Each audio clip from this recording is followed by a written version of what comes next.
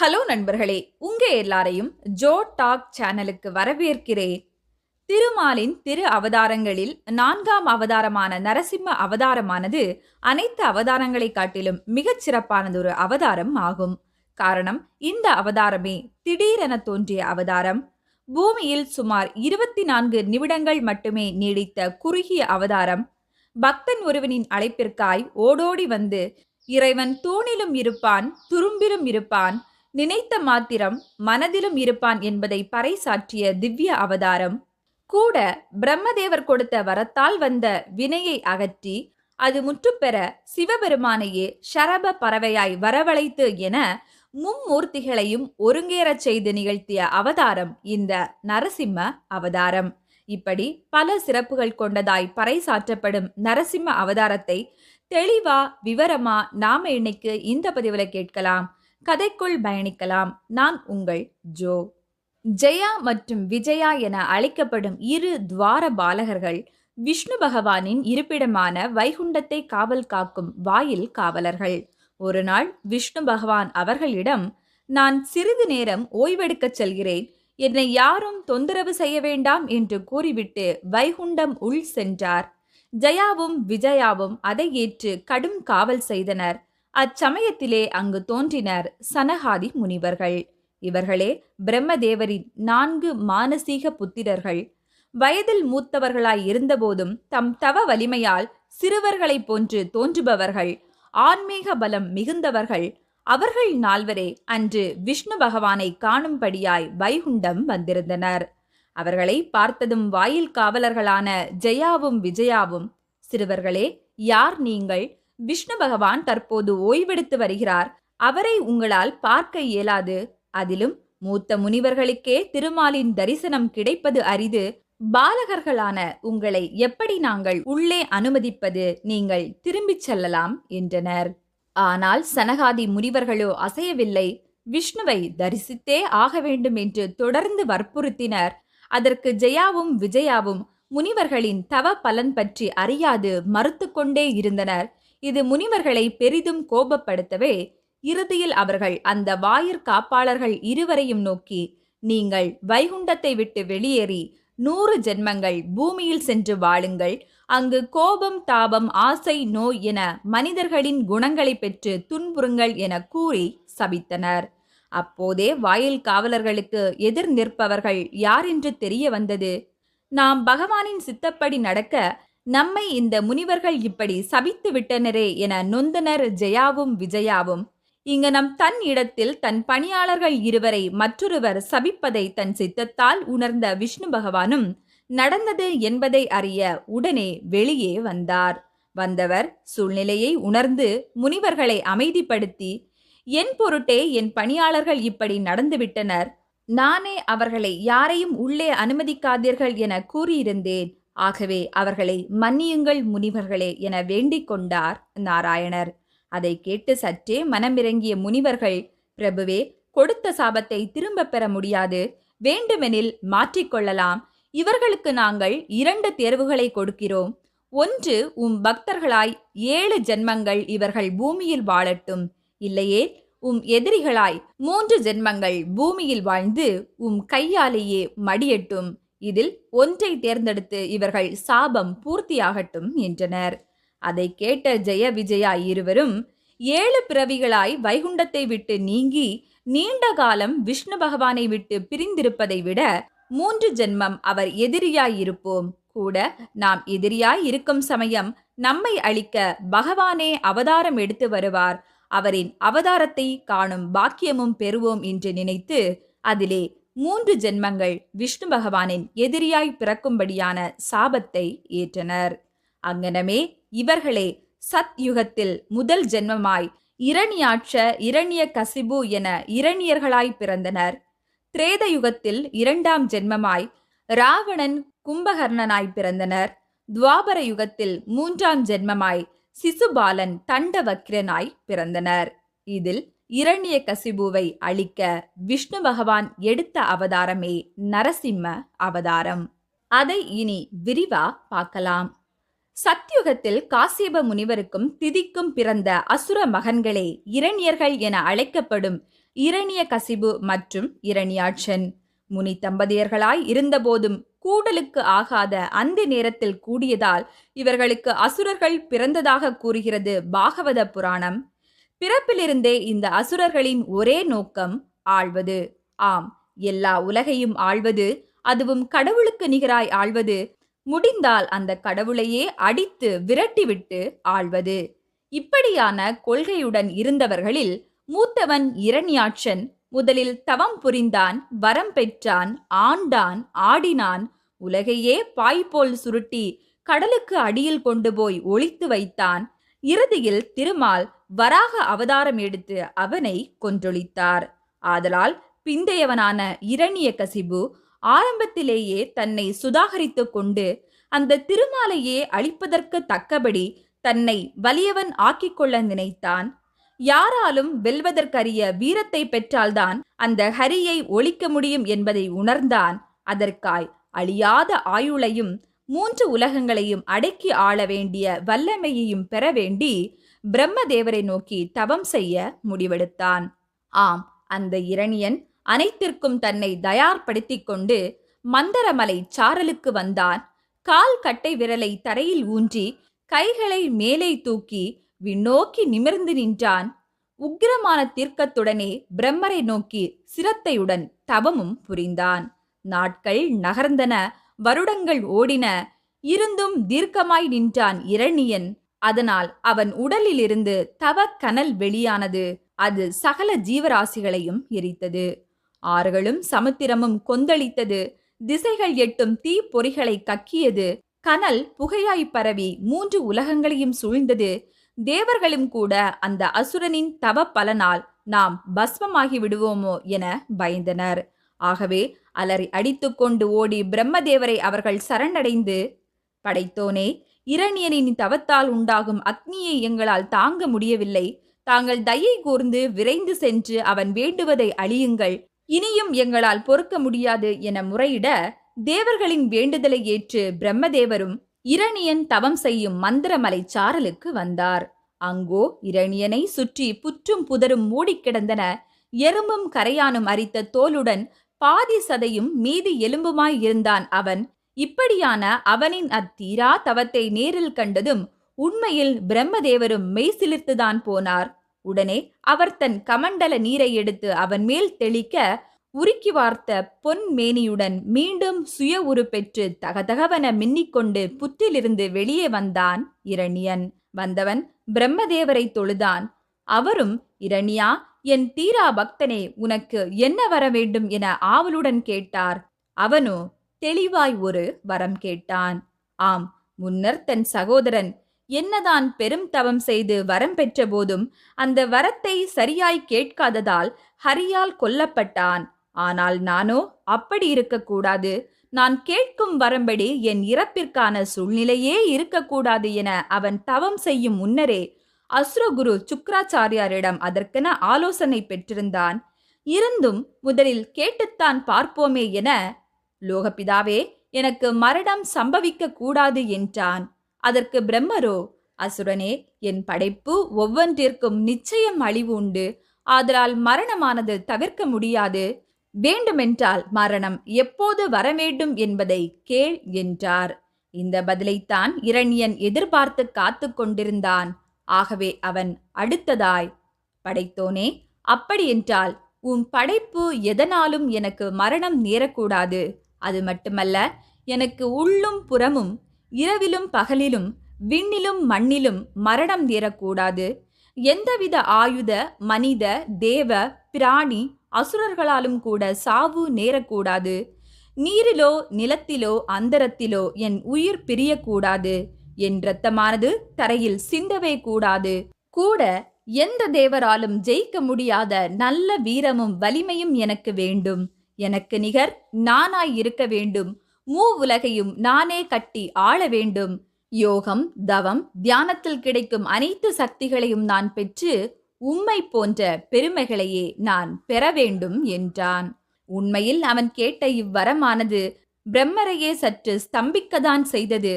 இருந்தும் என்ன செய்வது, வேறு வழியின்றி அப்படியே ஆகட்டும் என கூறிவிட்டு மறைந்தார் பிரம்மதேவர். அப்படி அவர் கூறியதுதான் தாமதம். அடுத்த நொடியிலிருந்தே தன் ஆட்டத்தை ஆட ஆரம்பித்தான் இரணியன். ஆம், தேவலோகம் சென்றான், இந்திரனை விரட்டினான், அவன் சிம்மாசனத்தில் ஏறி அமர்ந்து அமராவதி பட்டணத்தை ஆண்டான், சொர்க்கத்தை தன் ஆட்சியின் கீழ் கொண்டு வந்தான். மானுடர்கள் செய்யும் யாகத்தில் கிட்டும் அவிர்வாகத்தை தேவர்களுக்கு கிடைக்கச் செய்யாமல் தானே உண்டு தீர்த்தான். மறுப்பவர்களின் யாகத்தை வேண்டுமென்றே தடுத்தான். இதனால் தேவர்களின் பலம் குன்றி போனது.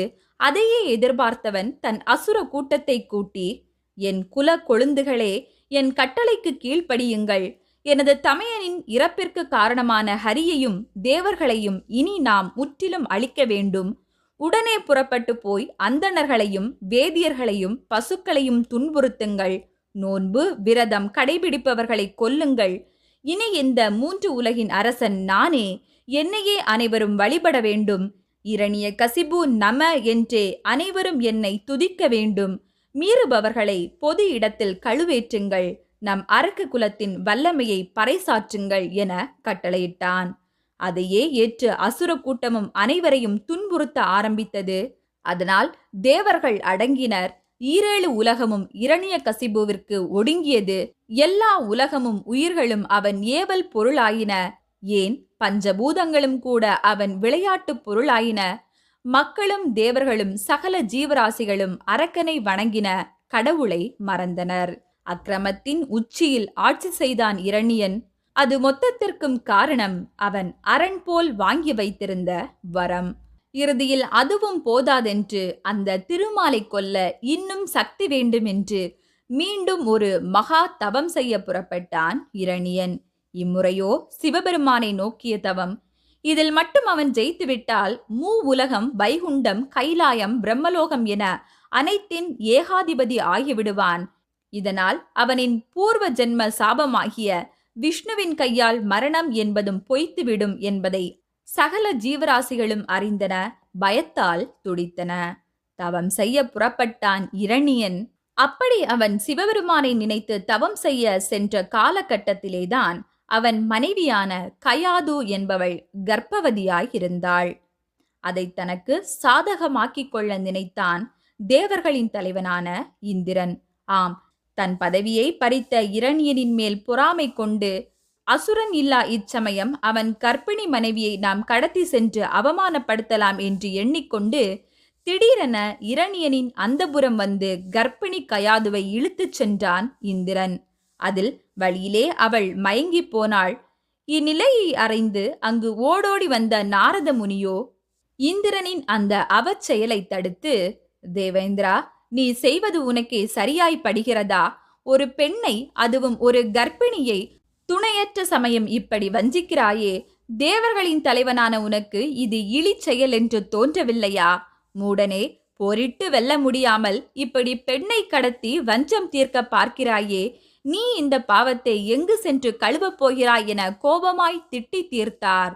அதை கேட்டு தலை குனிந்த இந்திரன் அப்போதே கயாதுவை அங்கேயே அனாதையாய் விட்டுவிட்டு ஓடி மறைந்தான். அச்சமயத்தில் நாரதமுனி தாமே தம் உருவை மாற்றிக்கொண்டு ஒரு சாதாரண மானுடன் போல் கயாதுவின் முகத்தில் நீர் தெளித்து அவள் மயக்கத்தை தெளித்து பத்திரமாய் அந்தபுரத்தில் கொண்டு சேர்ப்பிக்க முயன்றார். அச்சமயத்திலேதான் இரணியனின் அழிவிற்கான திட்டம் அரங்கேற துவங்கியது. எல்லா அசுரனுக்கும் ஒரு பலவீனம் இருக்கும் அல்லவா? அப்படி இரணியனிடம் இருந்த பலகீனம் அவனின் புத்திர பாசம். அதை தனக்கு சாதகமாக்கிக் கொள்ள நினைத்த பரம்பொருள் அங்கே ஒரு அட்டகாசமான ஆட்டத்தை ஆடினார். அது யாதெனில், நாரதர் கயாதுவை தூக்கிக் கொண்டு பயணிக்கும் வழி முழுக்க வேண்டுமென்றே ஓம் நமோ நாராயணா, ஓம் நமோ நாராயணா என கூறிக்கொண்டே சென்றார். கூட கயாது ஒரு அதிபுத்திசாலி என்பதை ஏற்கனவே அறிந்திருந்த நாரத முனி அவளின் உடனுக்குடன் கிரகிக்கும் நினைவு ஆற்றலை தெரிந்து விஷ்ணு பகவானின் கதைகளையும் கூறிக்கொண்டே சென்றார். விஷ்ணு பகவானே இந்த 7 உலகத்திற்கும் கடவுள் என போதிக்கவும் செய்தார். அதையெல்லாம் அப்போது அவள் வயிற்றில் இருந்த குழந்தையும் தன்னை அறியாமலேயே கிரகித்து கொண்டது. அதன் நினைவெல்லாம் நாராயணர் ஆகிவிட்டது. அதிலும் கயாது பிறந்தது முதல் இரணியகசிபு நம எனும் நாமத்தை தவிர வேறு ஒன்றையும் கேட்காது வளர்ந்தவள். அவள் இப்போது தன்னை காப்பாற்றிய இந்த மானிடன் வழி முழுக்க கூறி வந்த மந்திரமான ஓம் நமோ நாராயணா என்பது ஏதோ சக்தி வாய்ந்த மந்திரம் போலும் என எண்ணிக்கொண்டு தவம் முடிந்து என் கணவர் வந்ததும் நடந்த நிகழ்வை அவரிடம் கூறியாக வேண்டும் எனும் எண்ணத்துடன் அவளும் தனக்குத்தானே நாராயணரின் நாமத்தை அடிக்கடி உச்சரித்து தனக்கு நினைவூட்டிக் கொண்டே இருந்தாள். அதையும் அவள் வயிற்றுக்குள் வளர்ந்த குழந்தையும் கிரகித்து கொண்டே இருந்தது. இப்படியான சூழ்நிலை அரண்மனையிலே நடக்க, அங்கு இரணியன் தவம் செய்யும் கானகத்திலோ தேவர்களின் சூழ்ச்சியால் ஒரு பறவை ஒன்று பெரிதாய் ஒலி எழுப்பி அசுரனின் காதில் விழும்படியாய் உன் மனைவி இந்திரனால் கடத்தப்பட்டாள் என ஓங்கி கத்தியது. அதை கேட்டு நொடியில் தவம் கலைய பெற்ற இரணியன் தன் ஞானத்தால் அனைத்தையும் அறிந்தான். ஓடிச் சென்று இந்திரனை வதைத்து என் மனைவியையா கடத்தினா என கடும் காவலில் இட்டான். இன்னும் அதிகமாய் தேவர்களை துன்புறுத்தவும் ஆரம்பித்தான். ஆனால் அந்த துன்பத்திலும் தேவர்கள் எப்படியும் இரணியனின் தவத்தை கலைத்தாயிற்று. அவன் பிள்ளைக்கும் நாராயணரின் அறிவு கிட்டியாயிற்று. இனி எல்லாவற்றையும் அந்த பகவான் பார்த்து கொள்வான் என மகிழ்ந்தனர். அப்படியே காலங்கள் ஓடின. கயாது ஒரு புத்திரனை ஈன்றெடுத்தாள். ஆதலால் மகிழ்வின் உச்சிக்கே சென்ற இரணியன் என் குலம் தலைக்க பிறந்த வாரிசே என குழந்தையை அள்ளி எடுத்து அதற்கு அனைத்து சடங்குகளும் செய்து பிரகலாதன் என அவனுக்கு பெயர் சூட்டினார். அவனு பிறந்த கணத்தில் இருந்தே திருமாலின் பக்தன் ஆனான். வளர வளர அது இன்னும் அதிகரித்தது. தன் தந்தையே ஈரேழு உலகத்திற்கு மன்னனாயிருக்கும் சமயம் ஒரு குழந்தை என்னென்னவெல்லாம் இன்பம் அனுபவித்திருக்கும். ஆனால் அதில் ஒன்றையும் ஏற்க துணியவில்லை பிரகலாதன். ஆம், அவன் எண்ணம் முழுதும் சொல் செயல் முழுதும் விஷ்ணு பகவானின் மீது இருந்தது. ஒரு புறம் இரணியகசிபு சக்திகள் அதிகமாகி அவன் தேவர்களுக்கும் மக்களுக்கும் பல இன்னல்கள் கொடுத்தவாறு இருக்க, மறுபக்கம் பிரகலாதனோ சாந்த சொரூபமாயிருந்தான். உயிரினங்களை துன்புறுத்தும் குணம் அவனிடத்து இல்லை. ஆன்மீகமும் பக்தியும் மென்மையும் தன்மையும் அவனிடத்து அதிகமாயிருந்தது. இதனால் இரணியகசிபுவை கண்டு அஞ்சவும் பிரகலாதனை கொஞ்சவும் ஆரம்பித்தனர் மக்கள். இந்நிலையிலே ஒரு நாள் தன் ஆசை மகனை அன்பாய் மடியில் தூக்கி வைத்து அவனிடம் இரணியன் அகந்தையுடன், பிரகலாதா, இந்த உலகிலே பெரியவன் யார் என நீ நினைக்கிறாய் என கோர, அந்த மழலை குழந்தையோ சட்டென வேற யார் தந்தையே, எல்லாம் அந்த ஸ்ரீமன் நாராயணரே என்றது. தூக்கி வாரி போட்டது அரக்கனுக்கு. என்னது நாராயணனா? என் குல எதிரி அவன். அவன் பெயரை யாரும் உச்சரிக்கவே கூடாது என நான் கட்டளையிட்டிருக்கிறேன். அப்படி இருக்க என் மகன் நீ, என் வாரிசு நீ, என் பின் இவ்வுலகை ஆளப்போகிறவன் நீ. நீ எப்படி இப்பெயரை உச்சரிக்கலாம் என துடிதுடித்தான். இருந்தும் சற்றே தன் மனதை சமாதானப்படுத்தி கொண்டு, மழலை மகன் அறியாமல் பேசுகிறான், குருகுலம் சென்று கல்வி பயின்றால் அனைத்தும் சரியாகிவிடும் என சுதாகரித்து கொண்டு உடனே தாமே சிறுவனை அசுரகுரு சுக்ராச்சாரியாரின் மடத்திற்கு அனுப்பி வைத்தான். அங்கோ அசுரகுரு அனைத்துலக கடவுள் இரணியன், இரணியாய நம என போதிக்க, பிரகலாதனோ இல்லை இல்லை, அந்த நாராயணர் மட்டும்தான் கடவுள் என சாதித்தான். எத்தனையோ முயற்சிகள் செய்து அவனை மாற்ற முயன்றார் சுக்ராச்சாரியார். ஆனால் ஏதும் முடியவில்லை. போதாக்குறைக்கு மற்ற அசுர மாணவர்களுக்கும் நாராயணரை வணங்குங்கள் என போதிக்க ஆரம்பித்தான் பிரகலாதன். குருகுலமே விழி பிதுங்கி கிடந்தது. இந்நிலையிலே இடையிலே ஒரு நாள் தன் மகனின் கல்வி என்னதான் ஆயிற்று என்பதை நேரடியாக பார்க்க ஆசை கொண்ட இரணியன் குருகுலம் வந்து வாஞ்சையுடன் பிரகலாதனின் தலையை கோதிவிட்டு, என் அருமை மகனே, நீ என்ன படித்தாய்? உன் குருக்கள் உனக்கு என்ன போதித்தார்கள் என ஆவலுடன் கேட்க, அவன் தந்தையே என பாசமாய் அழைத்து, அந்த நீலவண்ண கடவுளாம் விஷ்ணு பகவானே அனைத்துலகத்திற்கும் கடவுள். அவரிடம் நாம் பக்தி கொண்டால் எப்போதும் அவர் நம்முடன் இருப்பாராம். அந்த ஹரியின் சேவையே உத்தமம். அவனுக்கு சேவை செய்யும் பூஜையே சிறந்தது. ஏன் தந்தையே, தாங்களும் இனி அதையே செய்யுங்களேன் என்றான் அப்பாவியாக. அதை கேட்டு கடும் கோபமும் ஏமாற்றமும் கொண்ட இரணியன் இடி முழங்குவது போல கர்ஜித்து, யாரடா என் மகனுக்கு கல்வி புகட்டிய குரு என்றழைக்க, தொலைவில் இருந்து ஓடோடி வந்தனர் அசுரகுரு சுக்ராச்சாரியாரும் அவர் மகன்களும். அவர்களிடம் இரணியன், 3 உலகங்களும் என் பெயர் சொன்னால் நடுநடுங்குகின்றன. சகல லோகங்களும் எனக்குள் அடங்கி கிடக்கின்றன. அப்படிப்பட்ட என் பரம எதிரியான அந்த நாராயணரை பற்றி என் மகனுக்கு போதித்தவர்கள் நீங்கள்தானா என கூறி கொக்கரிக்க, அவர்களோ கைகட்டி நின்றபடி, அசுரேந்திரா, நாங்கள் பிரகலாதனுக்கு வணங்கத்தக்கவனும் வழிபடத்தக்கவனும் இரணியராகிய நீர் ஒருவரே. அந்த நாராயணர் நம் குல எதிரி என்றே சொல்லிக் கொடுத்தோம். ஆனால் எங்களிடமும் இளவரசர் இதையே தான் சொல்கிறார். மகன் என்றும் பாராமல் நாங்கள் அடித்தும் பார்த்துவிட்டோம். ஆனால் சொன்ன சொல்விட்டு இளவரசர் மாறவே இல்லை என கூறி வருந்தினர். உடனே இரணியன் பிரகலாதனிடம், குருமுகமாக அன்றி இதை நீ யாரிடம் கற்றாய் என கேட்க, அவனோ, தந்தையே, முற்றும் துறந்தவர்களுக்கு இறைவனை அறியும் சக்தி தானாய் வரும், அப்படியே எனக்கும் வந்தது என்றான். அதை கேட்டு நிம்மதி இழந்தான் இரணியன். சாகா வரம் பெற்று சொல்லவே முடியாத திறம் பெற்ற எனக்கு பிறந்த என் மகன், அரியணை ஏறப் போகிறவன், இப்படி என் குல எதிரியை போற்றுகிறானே, இதற்கு இவனை கொன்றுவிடலாம் என்றால் என் புத்திர பாசம் தடுக்கிறதே என மனதிலே புழுங்கினான், துடித்தான் இரணியன்.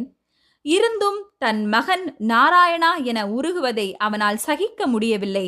சரி, பாலகன் அல்லவா என சில நாட்கள் பாசம் காட்டி பார்த்தான், பலனில்லை.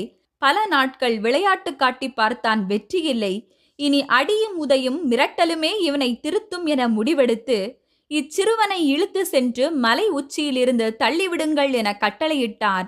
சேவகர்களும் அப்படியே செய்ய, வீசும் போது பிரகலாதன் நாராயணா என துதித்தான்.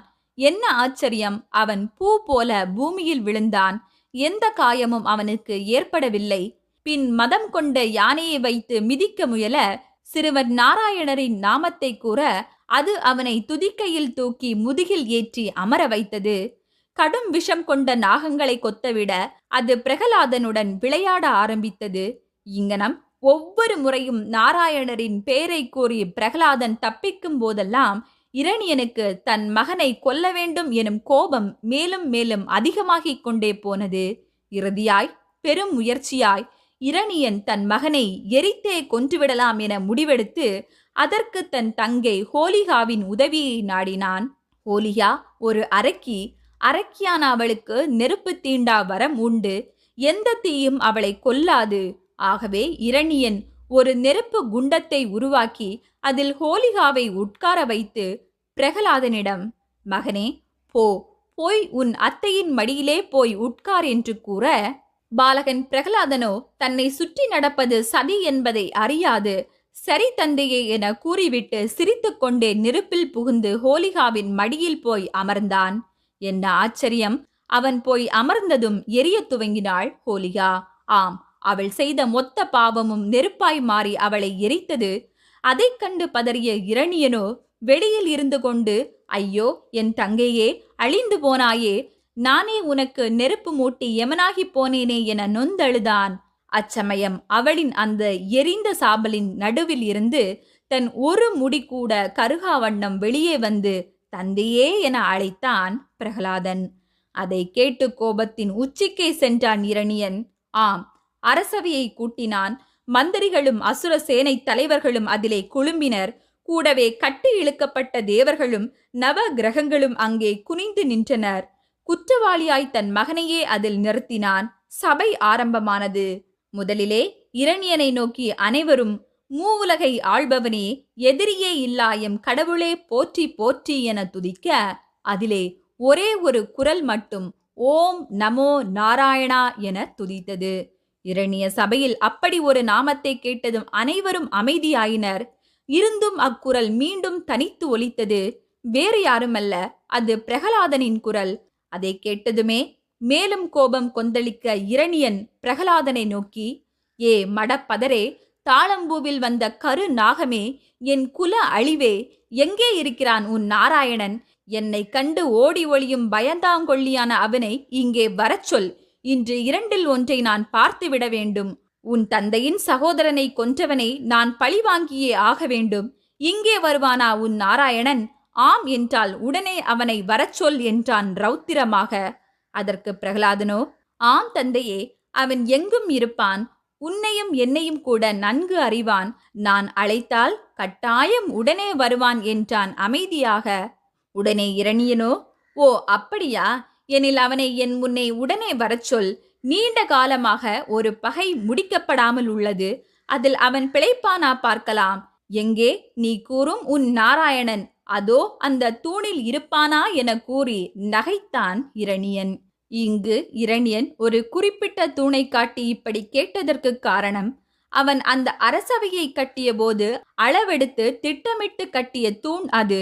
அதனுள் கல்லும் மண்ணும் தவிர வேறு ஒன்றும் இல்லை என்பதை அவன் நன்கு அறிவான்.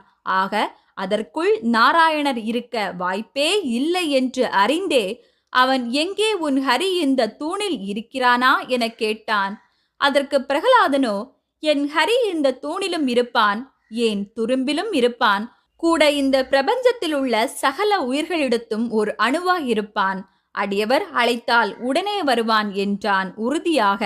அதை கேட்டு வெகுண்டெழுந்தான் இரணியன். அந்த சபை அறிய உரத்த குரலில், பிரகலாதா, இத்தோடு என் பொறுமை முடிந்தது. இதோ நீ கூறிய இத்தூணை நான் உடைப்பேன். அதிலிருந்து மட்டும் உன் ஹரி வரவில்லை என்றால் பார், ஓர் சிங்கம் மானை கொல்வது போல உன்னை என் வாளாலை வெட்டி வீழ்த்துவேன்.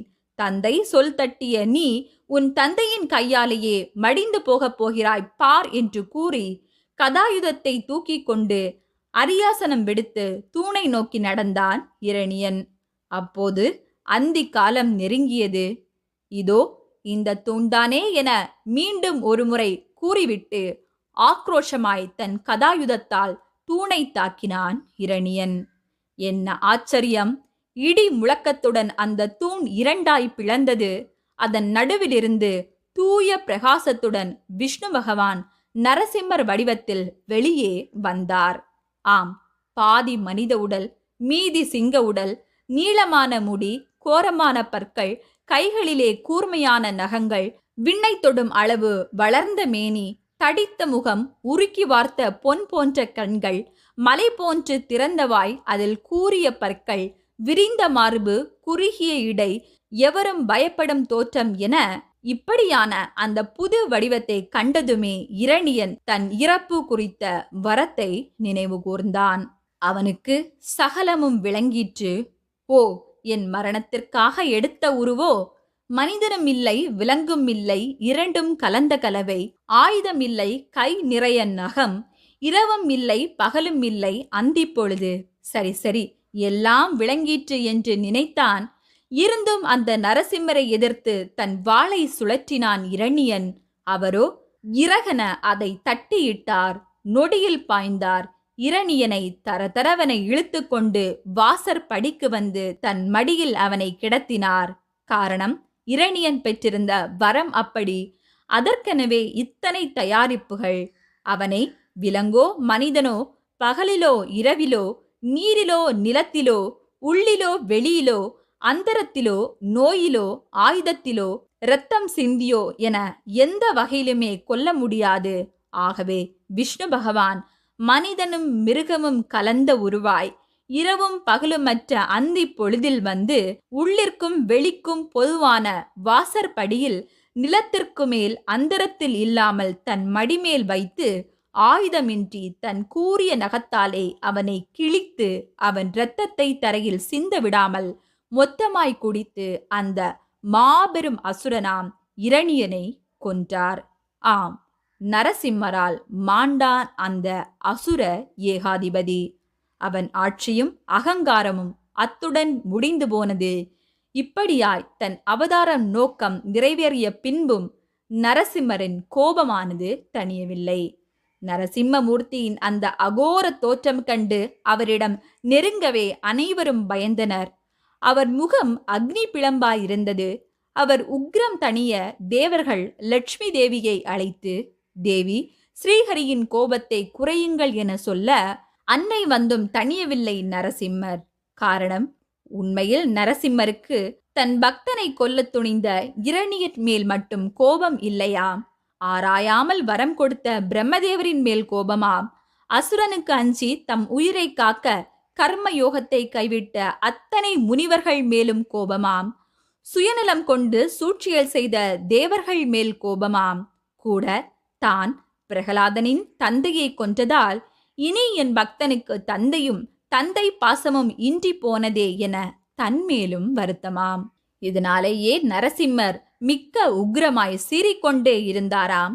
இதனால் வருந்திய தேவர்கள் சிறுவன் பிரகலாதனிடம் வந்து, பாலகா, ஸ்ரீஹரிக்கு உன் தந்தை மீது கோபம் தணிந்ததாய் தெரியவில்லை, நீயே அவரை சமாதானப்படுத்து என கூறி பயந்து அனைவரும் ஒருவர் பின் ஒருவராய் மறைந்து நிற்க, கொஞ்சமும் பயமின்றி பிரகலாதன் நரசிம்மரின் அருகே சென்றான். கை கூப்பினான். அவர் திருவடியை தொட்டு தரையில் வீழ்ந்து வணங்கினான். பதட்டமே இன்றி அவர் கால்களை கட்டி பிடித்து கொண்டு அன்பின் பெருக்கால், ஏன் பெருமானே, நான் இத்தனை காலமும் உன்னை அழைத்தேனே, அப்போதெல்லாம் நீ ஏன் என்னை தேடி வரவில்லை என கேட்டான் உருக்கமாக. அதை கேட்டு உண்மையில் உருகித்தான் போனார் நரசிம்மர். ஆம், அவர் பிரகலாதனின் தலைமேல் தன் தாமரை கரம் வைத்து ஆசீர்வதித்து, மகனே, இவ்வுலகில் அந்த இரணியனை வெல்லப்பட முடியாதவன் என எண்ணி அனைவரும் என்னை மறந்திருக்க, என்னை அன்போடு அழைத்து எனக்காய் சாகவும் துணிந்தவன் நீ. உன்னை காக்காமல் நான் கைவிடுவேனோ? நீ தூணிலும் இருப்பான் என்றவுடன் தூணிற்கு வந்தேன். ஒருவேளை முதலில் துரும்பிலும் இருப்பான் என்றால் அங்கும் நான் வந்திருப்பேன் என்றார். அதை கேட்டு மனம் கசிந்து கண்ணீருடன் நரசிம்மரை துதித்தான் பிரகலாதன். அவரும் அதிலே மகிழ்ந்து போனார். பின் அவர், பிரகலாதா, இன்று நான் உனக்காய்தான் வந்தேன், நீ வேண்டும் வரம் யாதோ என கோர, அவனோ அந்த சிறிய வயதிலும் தெளிவாய், பரந்தாமா, என் மனதிலே எந்த ஆசையும் எழாமல் இருக்கும்படியாய் தாம் திருவருள் புரிந்தால் அதுவே எனக்கு போதும் என்றான். அதை கேட்டு மெச்சிய அந்த பரந்தாமனும், நன்று பிள்ளாய், நீ பிறந்த புண்ணியத்தால் உன் தந்தையுடன் உன் மூதாதையர் 21 தலைமுறையினரும் நற்பேறு அடைய கடவர். நான் இனி உன் பின்வரும் சந்ததியரை கொல்ல மாட்டேன் என அவருக்கு அனுகிரகம் செய்தார். இப்படியே பக்தனுக்கும் கடவுளுக்குமான உரையாடல் நடந்தபோது நரசிம்மரின் ஆக்ரோஷம் தணிந்தாலும் அவர் இரணியனின் இரத்தத்தை குடித்திருந்ததால் அந்த அவதாரம் சாந்தியடைய மறுத்தது. எனவே சிவபெருமானே அதில் தலையிட்டு சரபேஸ்வர வடிவம், அதாவது ஷரப எனும் ஊன் உண்ணும் ராட்சத பறவையாய் மாறி வந்து தன் ரெக்கையாலேயே நரசிம்மரை கீறி அவரை நினைவிழக்கச் செய்து அந்த விஷ ரத்தத்தை உறிஞ்சி ஸ்ரீஹரியை சாந்தப்படுத்தினார். பின் இயல் உருவை பெற்றார் நாராயணர். அதை கண்டு இன்னும் இறுக்கமாய் அவரை கட்டிக்கொண்ட பிரகலாதன், இறைவா, நானும் இப்போதே உம்முடன் வைகுண்டம் வருகிறேன் என கூற, அவரோ, இல்லை மகனே, இன்னும் கொஞ்ச நாள் இவ்வுலகில் மன்னனாய் ஆண்டு வா, தக்க காலம் வரும்போது நீ என்னுடன் வரலாம் என வாழ்த்துவிட்டு சென்றார் விஷ்ணு பகவான். இத்துடன் முடிந்தது நரசிம்ம அவதாரம். இங்கனம் திருமாலின் திரு அவதாரங்களில் மிக குறுகிய கால அளவில் 24 நிமிடங்களிலே மிக உக்கிரமாய் நடந்து முடிந்தது இந்த நரசிம்ம அவதாரம். சுயநலமே உருவான இரணியன் கஷ்டப்பட்டு பெற்ற வரத்தை தவறாக பயன்படுத்தி அகங்காரமாக அழிந்து போனான். ஆக நாம் செய்யும் செயல்களை பொறுத்தே நம் அழிவு. அன்று பிரகலாதனுக்காய் உலகறிய வந்தவர் இன்று கண்ணுக்கு தெரியா கண்ணனாக பல வகைகளில் அதர்மத்தை அழிக்க அவதாரம் எடுத்து கொண்டுதான் இருக்கிறார். எனவே அதர்மமாய் உங்களை எவரேனும் எதிர்க்க வரும்போது ஒருபோதும் கலங்காதீர்கள். அந்த நரசிம்மமூர்த்தியிடம் அடைக்கலம் ஆகுங்கள். அடித்த கையை பிடித்த பெருமாளாய் அவரே மீண்டும் ஒரு இரணிய வதம் நடத்தி உங்களை காப்பார். ஓகே நண்பர்களே, நாம இன்னைக்கு இந்த பதிவுல திருமாலின் நரசிம்ம அவதாரம் பத்தி பார்த்தோம். இந்த வீடியோ உங்களுக்கு பிடிச்சிருந்தனா லைக் பண்ணுங்க. மறக்காம ஜோ டாக் சேனலுக்கு சப்ஸ்கிரைப் பண்ணுங்க. நன்றி.